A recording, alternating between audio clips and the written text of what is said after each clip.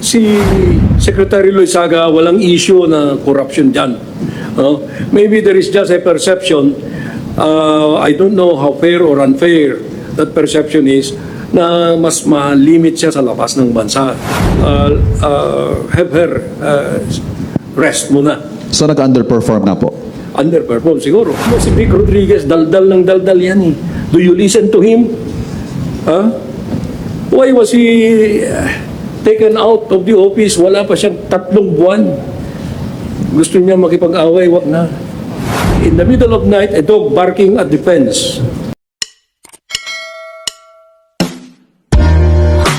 Good afternoon, Good afternoon, members of the Malacanang Press Corps.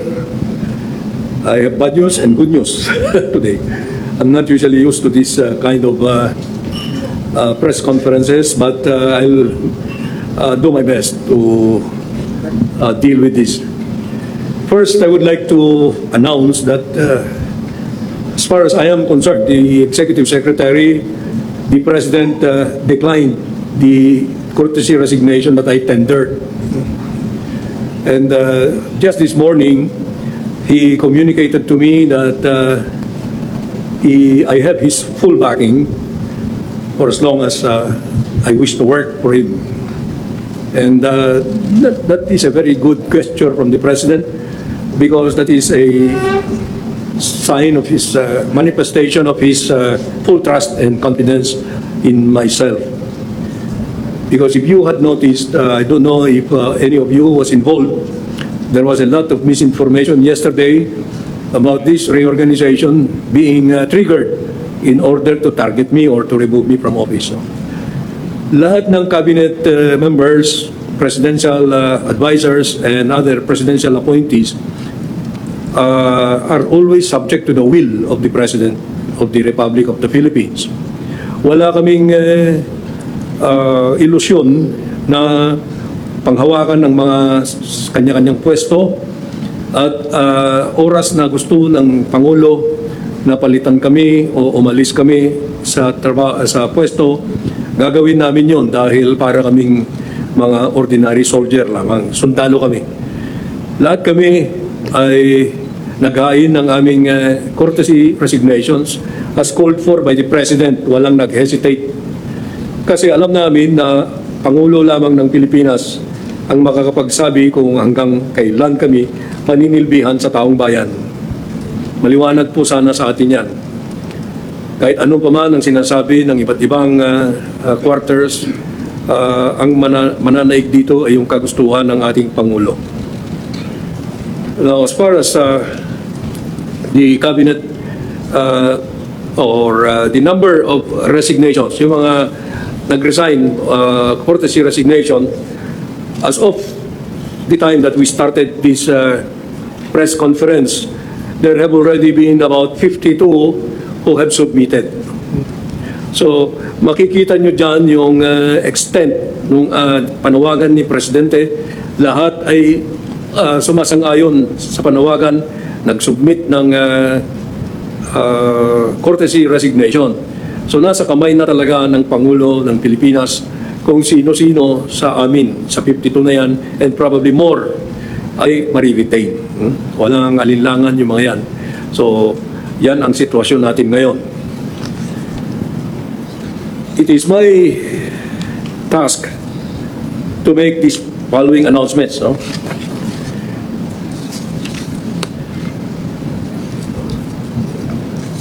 Because of the importance, dahil sa kahalagahan ng economic team sa buhay ng ating bansa, yan po ang unang inaksyonan ng ating Pangulo. After careful evaluation, the President decided to retain the following members of the Cabinet. Take note. Una, ang ating DTI Secretary Maria Cristina A. Roque, retained. Pangalawa, ang ating Department of Finance Secretary Ralph G. Recto. Pangatlo, ang ating DepDev Secretary Arsenio M. Balisacan. Pang-apat, ang ating DBM Secretary Amena F. Pangandaman. At ang panlima, ang ating SAPEA Secretary Frederick Go. Itong lima na ito ay magpapatuloy sa kanilang panunungkulan, paninilbihan sa ating taong bayan. At makakaasa kayo na sila naman ay sincero o dedicated sa kanilang sinumpaang katungkulan. Now, yung mga ibang aksyon sa courtesy resignations ng ibang cabinet secretaries, in the coming days, pagkakaroon ng more careful evaluation. Ang urgent kasi itong economic team. We will make the announcements as the decisions are made. Now, next week, maybe after Wednesday, there will be more announcements to be made. Doon sa foreign affairs, no? Ang ating permanent representative sa United Nations, si Ambassador Antonio M. Lagdameo, has earlier signified his desire to retire after many decades of service to the country as an ambassador. Siya po ang nakaupo ngayon sa permanent representative sa United Nations. Yung kanyang retirement mangyayari effective July 31, 2025. Now, nararapat lamang na pangunahan natin yan at i-announce na ang papalit sa kanya sa United Nations ay ating magaling na DFA Secretary Enrique A. Manalo. Ganyan kahalaga yung position na yan. Yung position na yan ay napakataas sa pagtingin ng ating Pangulo. Kaya si Secretary Manalo mismo ang ilalagay natin dyan, nakapalit ni Ambassador Antonio Lagdameo, effective August 1. Ang papalit naman kay Secretary Manalo ay isa ring very capable na diplomat na napag-retire na sa regular service pero naninilbihan ngayon na undersecretary ng DFA. Ito si former Ambassador Tess Lazaro. Siya po ang hawak ng Department of Foreign Affairs effective July 31, 2025 pagka na-appoint na si Secretary Manalo. Okay. Ang kahalagahan ng assignment sa United Nations, unawain natin, ay nandyan dahil tayo ay nangangampanya na magiging non-permanent member ng UN Security Council sa 2027 to 2027 to 2028. Okay. Nakakatenso. Alam niyo, ganitong mga announcement, very critical, crucial sa atin. Mga subjects nito, kagaya ko, ay magkakasama kami ng matagal. No? Mahirap mong uma-overlook yung mga ganyan. Dito sa cabinet, mayroon ba? Tinanggap ng mayroon pa ba? Okay. Sa ngayon, maaari ko lang i-announce ang dalawa. Dahil under evaluation pa yung karamihan. Yung mga mariretain, suspense muna. Yung mga mariretain, marami sa kanila alam na nila na mariretain sila. At kayo naman ay meron kayong haka-haka tungkol kung sino sila. Pero pabayaan ko muna kayo dyan sa bagay na yan. Diyan kayo marunong. Pero sa ngayong hapon, gusto ko lang na sabihin ang dalawa na pagbabago. Sa DENR, ang ipapalit doon ay si DOE Secretary Popo Rafael Rutilla. Aalisin natin siya, ililipat natin siya sa DENR. Si Secretary Lloyd Saga naman ay magpapahinga muna at maaaring mabibigyan din siya ng isang or ibang responsableng government or cabinet position at a future time. Pero magpapahinga muna siya. Sa yung pangalawa, sino kaya yon? Okay, yung pangalawa ay si DSUD, Secretary Jose Rizalino Acosar. Pero siya ay gagawing Presidential Advisor for Pasig River Development or Improvement. I do not know the proper name for that, with the rank of Secretary. No? And we have, the President has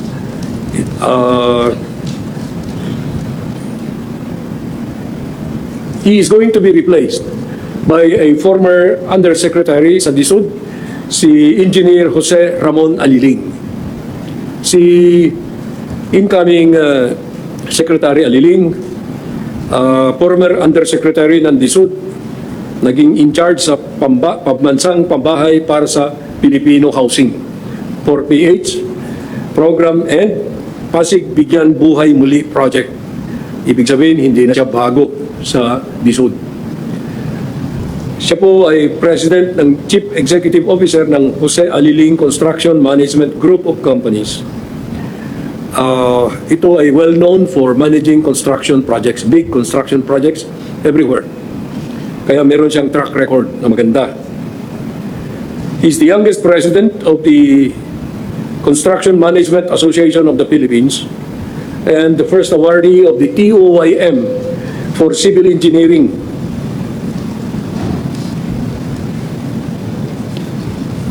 Okay.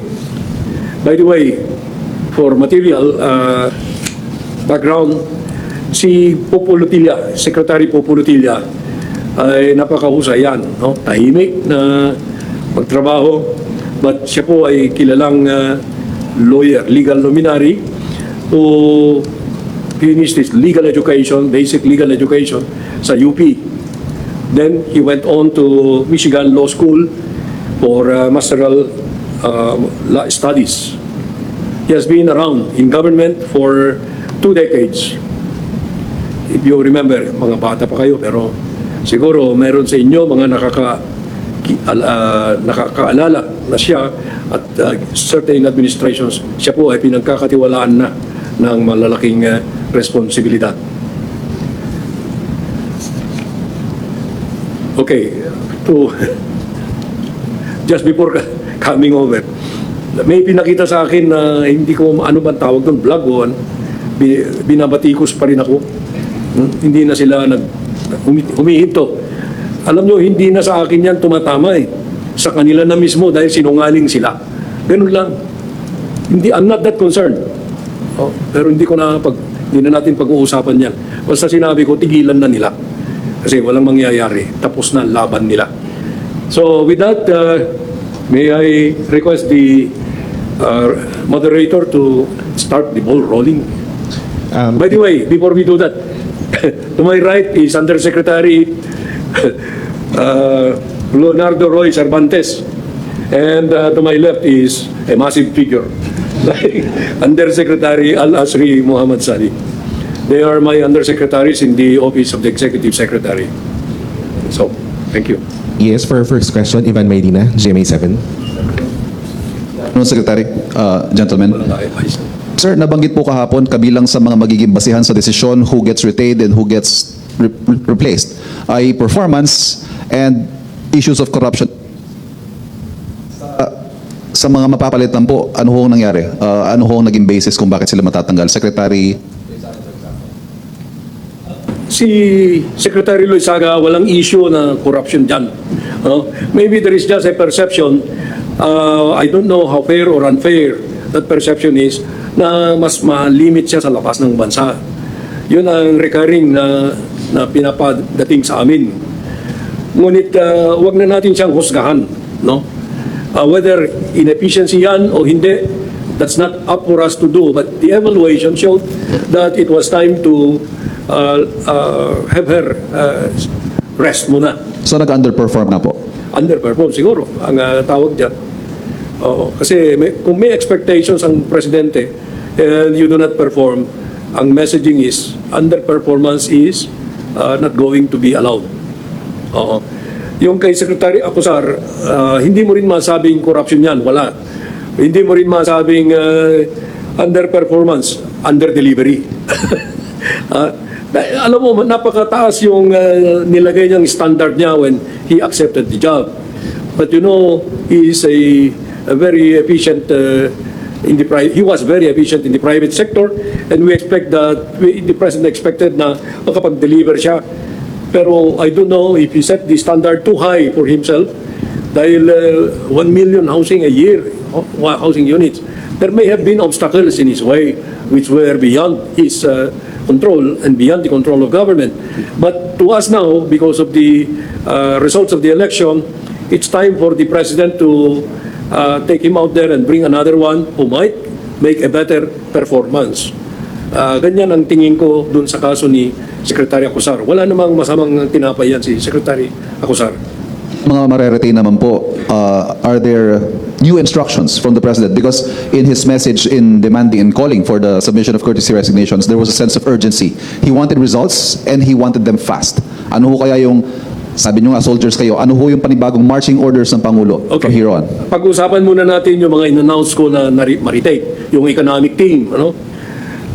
Ang marching orders ni Presidente dyan is to enhance yung ating economic situation to the eyes of the outside world at saka dito sa Pilipinas, yung actual na economic health natin. Si Secretary Balisacan has been performing very well. He has been, practically, ang sabi ni Presidente sa kanya, he's a genius. Dahil mahirap mong gawin yung ginagawa niyan sa economic level. Si Secretary Frederick Go sa investments at saka economic matters ay walang may tatawar, hindi mo matatawaran yung kapasidad niya kasi he's a very experienced economist and businessman. Si Secretary Recto, that is the same thing that we have to say kasi si Secretary Recto from day one of his service, he came in midway in the past 3 years. Siya naman kagad action man yan eh. You know, he was working under financial limitations or the fiscal space na nadatniyan niya masikip. Pero up to now, we have remained a very active tayo because of the government's prioritization of spending. No? Si Secretary Amina Pangandaman naman, no one can be better than her sa budget DBM. She can deny your request with grace. And that is very important because no one will ever get mad at her. She is considered as the the model for fiscal management, budget. Hindi ka pwedeng umalma dyan. So, the President decided to retain these 5 members of the economic team so that there will be no more problems sa perception about where the country is going. Okay. Next question, ES, Marisa Lalili, TV5. Sir, magandang hapon po. Sir, who will replace Secretary Popolotilla in DOE? Will there be changes in OSG? And what's the target of the President? How soon will be the evaluation, the result of the evaluation? Just wait. Yeah. DOE will in the meanwhile be in the hands of an acting secretary, you know. One of the undersecretaries, si former Congresswoman Sharon Garin. Any of the other secretaries could have been chosen to become the OIC, but I think okay. I was corrected. OIC, not acting secretary. Kasi ibang kategorya yun. OIC, very effective naman sila. Secretary Lotilla himself suggested that any of his undersecretaries right now could stand in as OIC. Sir, how soon is what's the target of the President, the timetable for evaluation? Well, si Presidente, narinig niyo siya, immediate. But you know, humanly possible na evaluation is one at a time. Hindi mo pwedeng ilamsam yung mga cabinet secretaries because each has a different area of responsibility. Each has a burden that is different from the other, from the next one. If you will give me the liberty of saying, yung pag-evaluate, you must also be careful. Hindi ka pwedeng arbitrary dyan. You know that the President loves us all. And he joked yesterday during that presentation in the Kalayaan Hall when he was saying, I greet also the members of the cabinet. Do I still have a cabinet? Sabi niya, no? But that's not the reality of it. There is an evaluation ongoing now of performance. But each cabinet secretary will be evaluated depende sa tasks, depende sa goals ng kanyang department or agency. Sir, former ES Vic Rodriguez said that there's no need for courtesy resignation, to call for courtesy resignation of all cabinet secretaries because the core problem is the president himself. Optics lang daw. Alam mo si Vic Rodriguez, daldal ng daldal yan eh. Do you listen to him? Huh? Why was he taken out of the office? Wala pa siyang 3 buwan. Gusto niya makipag-away, wag na. Kaya mo, kantyaw lang siya eh. Kantyaw ng kantyaw. That's when you see, in the middle of night, a dog barking at the fence. If you want to get up, you get up and throw stones at that dog. But we will not do that to him. Wag na nating pansinin. Salamat, ES. Next question, Tristan Nadalo, Newswatch. Hi sir, good afternoon po. Sir, based dito sa initial na results nung evaluation po, no, baka lang may perception yung tao, walang bagong pumalit or parang new breed na dinagdag. Are we expecting the President na may mga idadagdag siya talagang wala doon sa initial na list, sir? Yes, alam mo, mahirap natin i-prejudge yung actions that will be taken. But you can be sure that the President really wants to be responsive to the popular clamor for performance, for change. Alam nyo, one time, recently lang, sinabi niya na we seem not to be delivering to the common tao because they are the greater number of our people. So what must we do? We must have action men. So you can be sure that that is the direction that this, I'm not calling this a purge, it's a cleansing. Dahil gusto ni Presidente talaga, mahal niya ang taong bayan eh. Yeah, if you listen to him very carefully, his language were not measured, they were spontaneous tungkol sa sentiment niya na it's time to serve again, to show the people that we are serving them. Yun, standard. Just a follow-up na lang po. So yung action man, sir, ibig sabihin may mga bagong papasok na wala doon sa original list ng... Hindi naman. Maaaring meron. No? I cannot just say that now because until the President has decided, no one can second-guess what the President really has in his heart. Okay? Now, you know that the President, based on how you observed him, is a sincere individual. He has been very frank. Wala siyang tinatago eh. Walang disguise. So, when the time comes for each of the individuals, 52 na ang nag-submit, we do not know how this 52 will fare. No? Meron na tayong 5 na na-retain and 2 na pagbabakasyonin. Literally. Okay? I think that's all. Yes. Thank you very much. You can- We have one more. Yes, yes. Eden Santos po from Net25. Good afternoon po, ES. Pwede naman daw pong sibakin ni Pangulong Marcos, yun pong mga gusto niyang alisin, bakit nagpasubmit para po ng courtesy resignation. And pasensya na po if I have to ask this, di daw po ba ito parang pampapogi lang sa public? Ay, alam nyo, mahirap naman na sabihin nyo kung ano ang dapat, hindi na kailangan na mag-courtesy resignation. Ilagay ninyo ang sarili ninyo sa aming pwesto. Kung tamaan mo yung isang tao, ano ang lalabas na mukha mo? It's best that we did it this way so that it will be more honorable for them. Hindi naman kami yung diktador na magsasabi, oy, wala ka na, sisipain mo na. When I said that we are all serving at the will of the President, at the President's pleasure, we have to humanize. So, demanding a courtesy resignation is the best way of doing it because all that you can do is just to accept. And that's the end of the debate.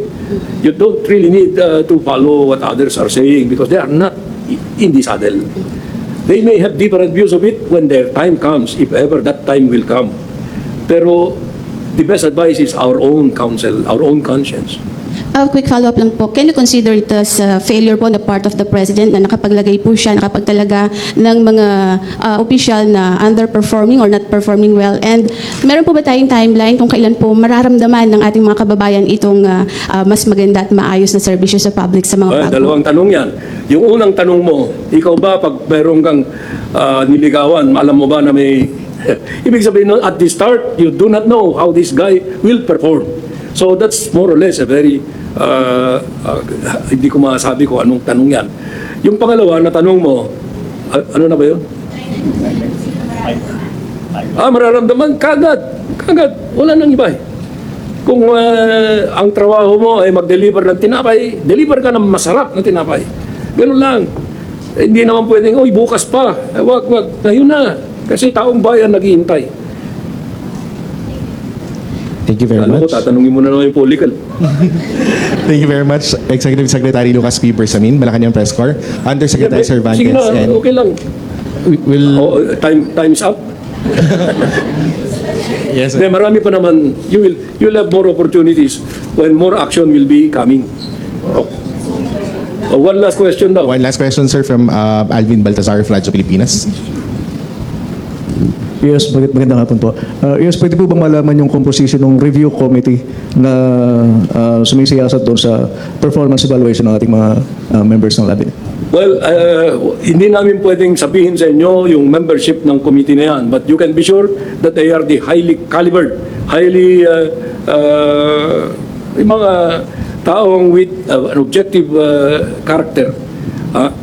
Maybe those who have been experienced, I can generalize only. Okay? Now, ang pag-uusga naman, it is based on what are observed, what are on the ground now, or performance, etc. So these are all brought to the attention of the President, who makes the ultimate decision whether to dismiss or accept the resignation, or to continue, or to give a new mandate, or what. Yes, follow-up lang po. Doon sa mga nagsubmit ng resignation, meron po bang nagsubmit ng irrevocable resignation? Ay, wala pa akong awareness dyan. But maybe in a few days' time, we will know. Kasi karamihan naman ang memorandum ko kasi is unqualified courtesy resignation. When I submitted my own courtesy resignation letter, I did not use the word unqualified anymore, but I just made it plain that if the President deems to accept this resignation, I am already ready to turn over the pending matters in my office to my successor. Now, tandaan ninyo ito, ang acceptance of a resignation does not then and there cut off your connection, because you still continue to have a responsibility to turn over to your successor. Okay? Hindi natin pwedeng pabayaan yan dahil pagtatalikod sa ating sinumpaang salaysayan, sinumpaang salaysay, yung oath of office natin, kung bigla na lang natin iiwanan yung trabaho, in an office like this, malalaki yan. So, iiwanan mo, bahala na yung sumunod sa'yo, hindi. So, ganun ang tingin natin dyan. Let the process proceed. Salamat po. Thank you.